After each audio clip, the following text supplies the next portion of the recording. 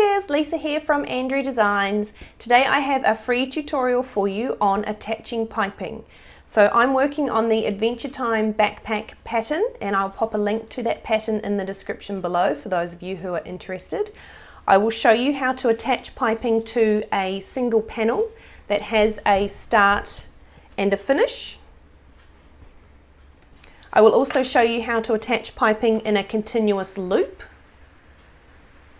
And to finish, I will show you how to finish off the piping by attaching the second panel to the other side, so you have your piping securely held between two panels.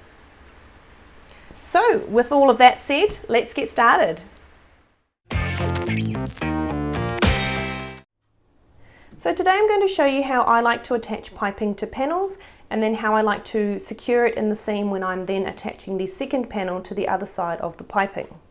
I'm going to be working on this assembled back panel for the Adventure Time backpack. I'll pop a link to this pattern in the description below for those of you interested. So I've already made my piping, and if you're unsure how to cut bias strips and create piping, I have a free tutorial on YouTube called Cutting Bias and Creating Piping, and there's a link to that video in the description below. So I'm going to attach the piping around the outside of this panel. I personally prefer to align and stitch the piping at the sewing machine. However, if you are someone who would rather pin it or clip it in place first, this is what you will need to do. Working from one bottom corner to the other, you're going to stitch up this first side. So I'm going to pin or clip my piping in place along that edge first. I like to have a little bit of an overhang just so that it's there. It'll get trimmed off later. I just find that it's just a bit more reliable than right up hard against the edge. No more than about 1/4 of an inch or so. And all you're going to do is place your clips along the piping, keeping it fairly taut, not stretching it out, but not leaving it too loose and sloppy either. You're just going to lay it along the edge, matching raw edges of the piping to raw edges of the panel you're attaching it to, and clip evenly around. Okay, you're going to continue all the way around. When you come to a corner, because you've cut your fabric on the bias, it's naturally going to curve. It's going to curve very easily. However, you may find you need to make small snips with your scissors, about 1/2 inch in spacing, along the curve to help the fabric to turn more easily. So if you're finding that you're having trouble stretching the fabric right out to ensure the raw edges meet, feel free to make small snips about 1/2 inch apart and no more than about 1/4 inch into the bias to help ease that fabric around the corner. So if that is your case and you are pinning or clipping, go ahead and pause the video and prepare the rest of your panel. Otherwise, for people like me who rather just hold it up against the panel and whack it on at the sewing machine, let's pop over to the machine and I'll show you how I do it. So at your sewing machine, you need to ensure you have your zipper foot or piping foot attached. You have thread loaded that matches the color of your piping. Your needle is set to the needle down position, and you are using a normal stitch length of about 2 to 2.5 millimeters. To start, you're going to line up the edge of your piping, the raw edge, with the raw edge of your panel, and again having a slight overhang at the end. Pop that under your foot, and you're going to line up the foot hard up against the cotton cording that you can feel in your bias. As close as you can get it. However, because this is in the seam allowance, a little bit out won't matter at this point. We just need to get started. We're just going to make a couple of stitches forward and a couple of stitches back just to get going. Again, stopping with the needle in the needle down position. I like to hold on to the tails to help pull the panel through so that nothing gets sucked down into the feed dogs as I go. Once you've started, you need to ensure that you always keep the raw edge of the bias in line with the raw edge of your panel, and that your foot runs as close as you can to the cotton cording within your bias as you go. To attach the piping, all you need to do is simply stitch along the inner edge of that cording, adjusting the bias and piping as you go. So I just always stop with the needle down rearrange the piping as I go and stitch hard up against that cotton cording to lock it in place. I always stop in the needle down position so I know my work is not going to move anywhere on me, and I readjust as need be as I work my way around the panel.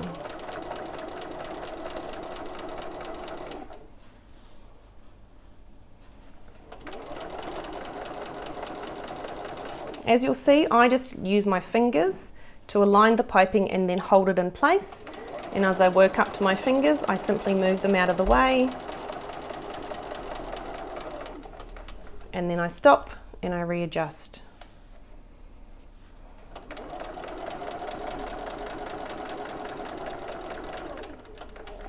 When you get to a corner, if it's a nice gentle corner, you can normally just stretch the fabric and stitch around it without having to make any cuts. However, sometimes you'll have a tight corner, such as the end of the straps on the backpack. These are very tight corners. So you'll need to make snips in the piping as you go to allow the fabric to turn more smoothly. To do that, all you need to do is grab a pair of snips and make small little cuts about 1/2 inch apart and 1/4 inch deep into the bias, not into the panel that you're attaching the piping to, just into the bias fabric.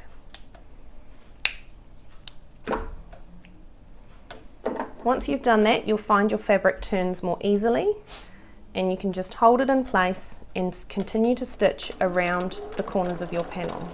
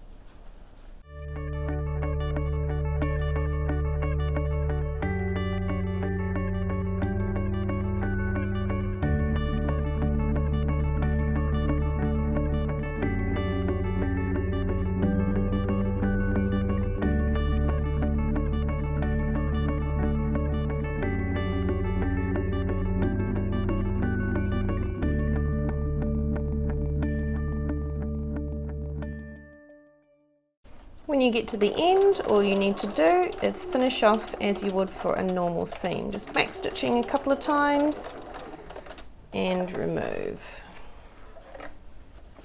And that is the first part in attaching piping. What you'll need to do is just have a feel around your seam, rolling it out with your thumb to check you're happy with how tight the cotton cording has been enclosed in the seam.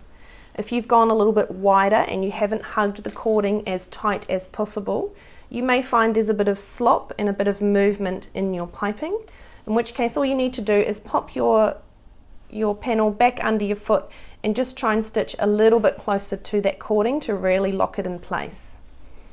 Once you're happy with your cording and how it is sitting and attached to your panel, what I really like to do, especially around corners, is run a basting stitch about 1/8 to 1/4 inch in from the raw edge to help hold these little fluffy bits down.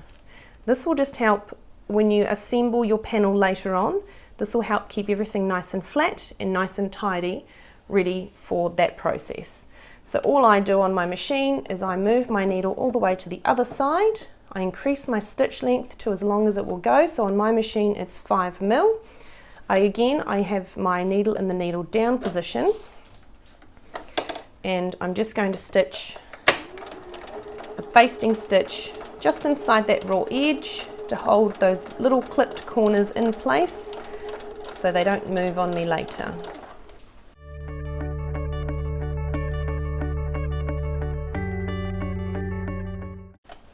And that looks really good. So that is the first part of attaching piping. We'll pop back in just a moment and I'll show you how to secure it between the second panel that goes over top to get a really nice tight finish with your piping.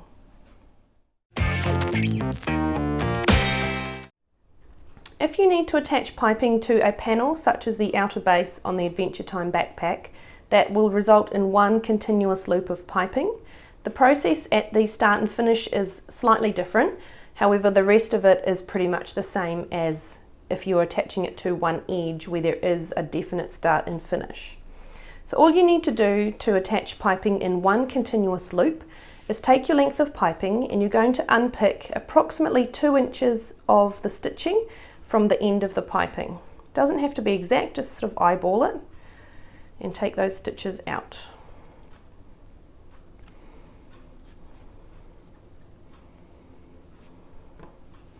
Next you need to open up the bias and you're going to cut the cording out just above where the stitching ends. You're cutting off around just under 2 inches of cord, and that can be discarded. Next you need to fold your bias over so it's wrong sides together to create a finished edge or a folded edge. Just finger press that to flatten it out. Tuck that in so it's flat against itself and refold your bias. So now you have where the cord was sitting, you have a nice folded edge here, and you also have a nice folded edge across the end as well. Next, what you want to do is choose a starting and ending point on your panel.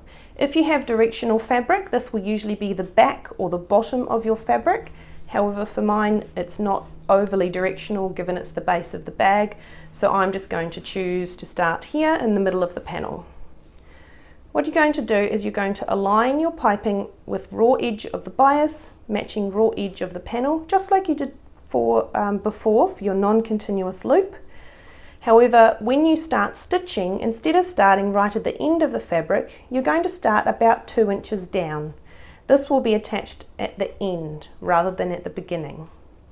If you're someone who likes to clip or pin, go ahead and clip or pin your piping all the way around, and just leave a little bit at the very end free, as we will attach that at the sewing machine once we get there, once we've stitched it in place. If you're someone like me who would rather position and stitch as you go, feel free to come with me. We'll pop over to the sewing machine and I'll show you how I attach this and how I then secure the end to give a nice tidy finish. So at the machine you're going to align the raw edge of the piping with the raw edge of the panel, and you're going to start stitching about 2 inches in from that nice finished edge that we've recently created. Make sure you have your needle in the needle down position, make a couple of stitches and then continue all the way around the panel, just like we did before, aligning the raw edge of the piping with the raw edge of the panel and making snips in the corners as you go around.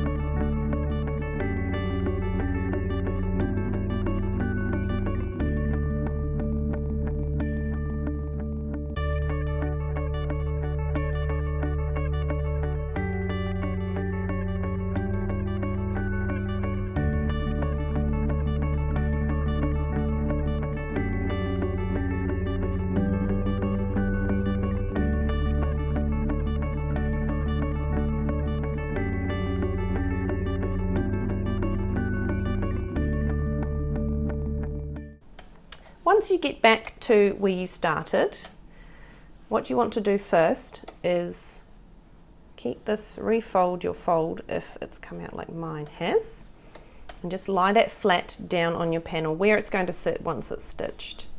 Laying your extra length of piping over top, you just want to feel in the channel of the piping that's already attached to where the cotton cording ends approximately. So I can feel with my nail that it ends about there. So then I'm going to cut the excess piping off just past that. So I want to have a little bit to play with, so I'm going to cut it just past. My snips will work. And we can discard that extra length of piping. From here, what we're going to do is we're going to lift the foot up. Remember, you've got your needle down so it's holding your work in place. And you're going to carefully open up that beginning of the piping, keeping the fold folded and keeping the raw edges aligned with the raw edge of your panel as best you can. You're then going to lie the end of your piping in the groove, in the fold, because essentially what we're going to do is then enclose it and stitch to secure. Before we do that, however, we need to make sure that the cotton cord ends are nicely butted up against each other, not overlapped, because overlapped will create a bit of bulk.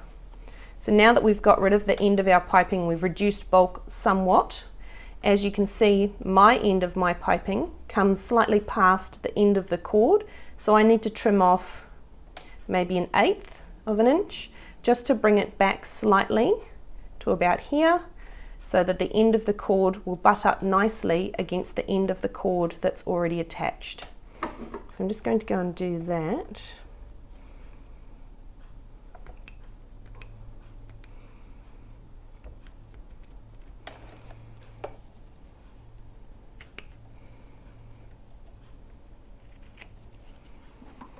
So now if I lay my attached piping back down, you can see that the end, my finished end of my piping sits nicely it butts up right against the start of the cording. So keeping my folded edge of the bias nice and flat, I'm going to lay my finished end of the piping over top, and I'm going to fold the rest of the bias over top to create a nice finished edge. Using my fingernail, I'm just going to ensure that the cording is really nicely sitting in that fold. I'm going to lower my foot. I'm still just holding this all in place with my fingers, and I'm going to stitch up and over it. I like to stop just before I get to the fold of the fabric and just ensure and just sort of push it back so that it's not bunched up under the stitching. Still stitching nice and close to the cording as you go to get a nice tight finish.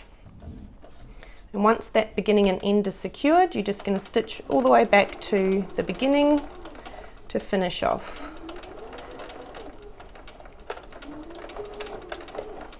You can remove your panel, and what you'll have is a nice overlap of bias, and you should have a nice join in there. It should be hard to feel because you've put the cotton cord right up against each other to secure that in place. If you need to, or if you feel like you need it a bit tighter, you can always run your foot a little bit closer to that cord to really help lock it in place. However, for my panel, that looks really good. I'm really happy with that. So just running your thumbs around the piping again to make sure it's nice and tight in place. And as I said earlier with the corners, just all I'm going to do, I'm going to trim these ends off. All I'm going to do is move my needle all the way to the other side, increase my stitch length as long as it will go, and I'm just going to run around the whole of my panel using a basting stitch just to secure these corners in place.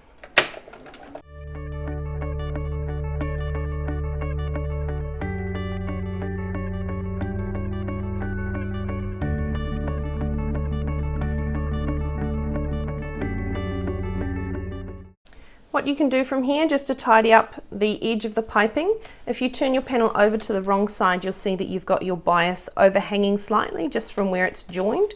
So you can just take your snips or your rotary cutter and just trim that off so it's nice and flush with the edge, and your panel is ready to go and ready to be assembled into the bag you're making.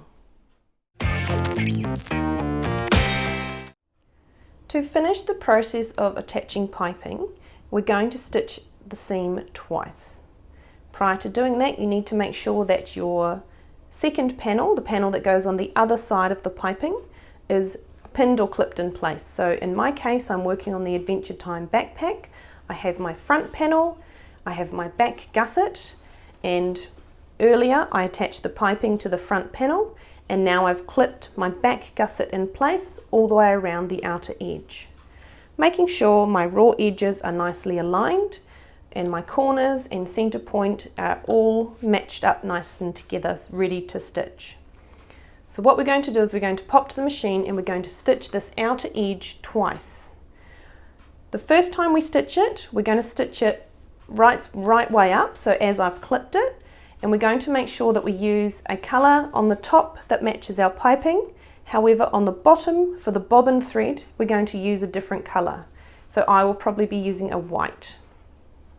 The second time we stitch it, we're then going to stitch looking at the other side of the panel.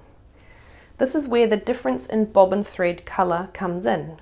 We will then change the thread back to the, in my case, to the pink to match the piping, and we will follow our original stitch line that we made when we attached the piping back in the beginning to the panel.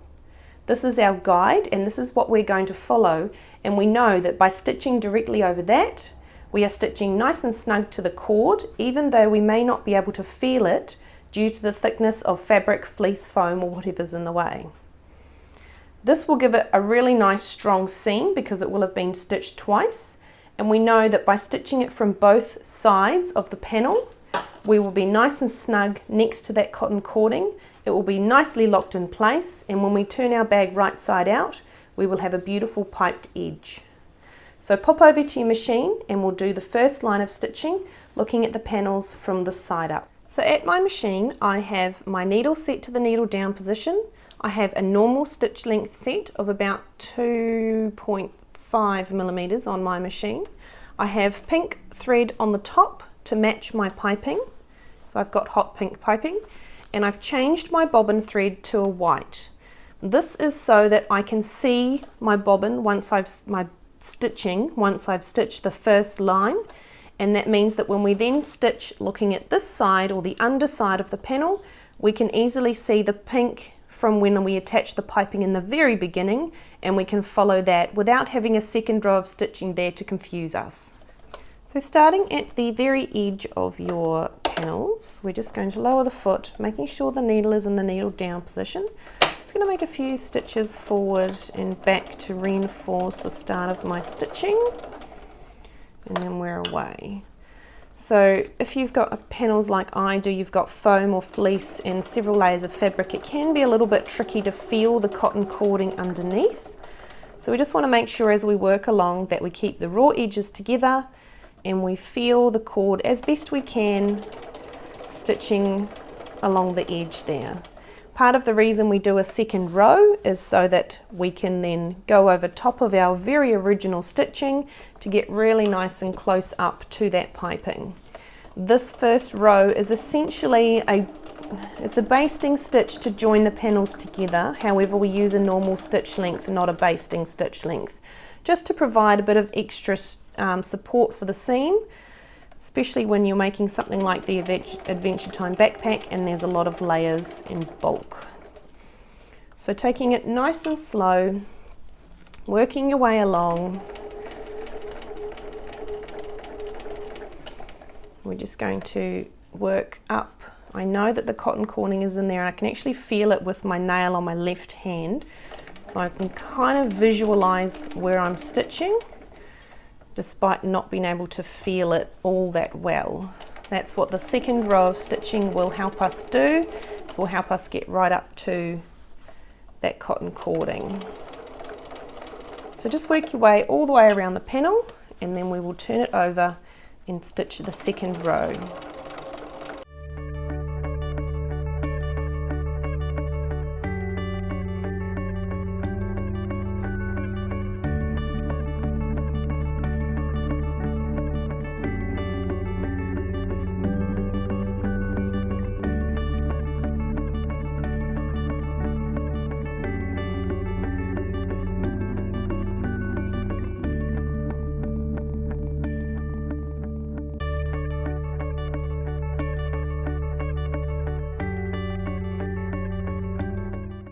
Once you get to the end, just reinforce to finish off your stitching and remove your panel. Obviously, if you don't have a lot of layers, if you don't have fleece or foam, you will actually be able to feel the cording in there with your finger and be able to get a lot closer. So for this type of pattern, the Adventure Time backpack, there's a lot of layers and it is a little bit tricky to feel that cording, so I've just stitched as best I can up to it. However, I know that if I was to have a look now, there's some gaps which I wouldn't be happy with. So that's why I always, regardless of the thickness, regardless of what I'm doing, I always stitch a second row with the panel turned over, looking at the other side.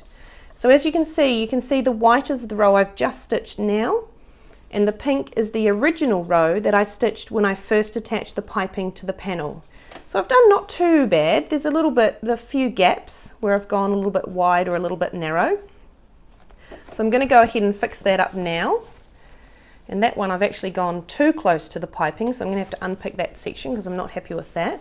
However, I'm going to change my bobbin over to my pink, and I'm going to stitch my second row of stitching directly over top of the pink that I stitched in the very beginning to attach my piping to my front outer panel. So now that my bobbin thread is changed over, so I have both pink again matching my piping, I'm going to stitch looking at the other side of my panel, and I'm going to follow that original row of pink that I made in the very beginning.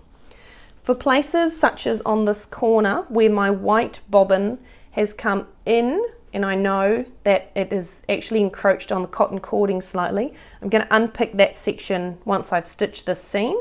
So I'm going to stitch this seam first so that I know my cording and my piping is really nice and secure, and then I'll go back and tidy those other areas up afterwards. So making sure your needle's in the needle down position as always. Make a few stitches to start. And then working your way all around the panel directly over top of the original stitching you made when you attached your piping to the panel.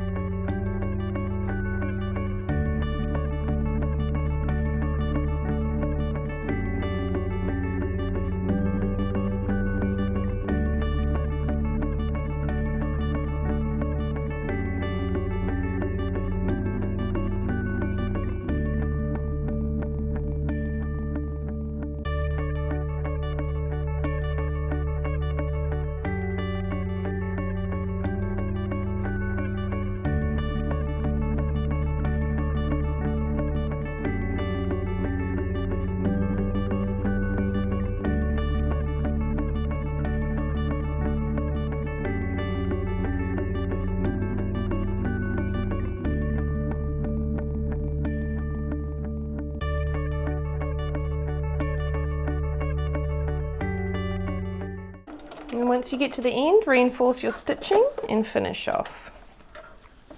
So now, as you can see, as an example of what I'm talking about, the white bobbin here, if you can see that, is the stitching we made prior to this row. And it's pretty close to the cording, but it's not close enough for my standards. I like my piping to be a really snug fit. So the pink stitching here is the row I've just stitched directly over top of the original stitching that I made to attach the piping.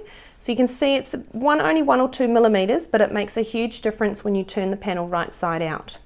Another example down the bottom here, you can see the white is the stitching we made prior, and that's pretty close again, but it's not quite close enough. So the pink that we've just made is stitched directly over top of the pink that we made in the very beginning when we attached the piping to the panel, and it's much closer, which means that if we open this out, we have a really nice snug fit with the piping between the front panel and the side panel, or the back gusset I should say. So that's really nice and snug. I don't need to restitch that. I don't need to go along and feel it and restitch any spots, because I know that I've stitched over my original stitching, so the piping is held in place really well. I will go back and fix up the little parts that I went a bit too wide on, but that happens on occasion, especially on bags like this, where you have several layers of fabric, some foam, bit of elastic and all sorts thrown in there. And just like that, piping! It really is that easy. After a few practices, you'll be wondering why you waited this long to give it a go. So I hope you found this video helpful, and I hope you've learned some new tips and tricks. Feel free to hit the subscribe button so you're notified of new videos as they're uploaded. And until next time, happy sewing!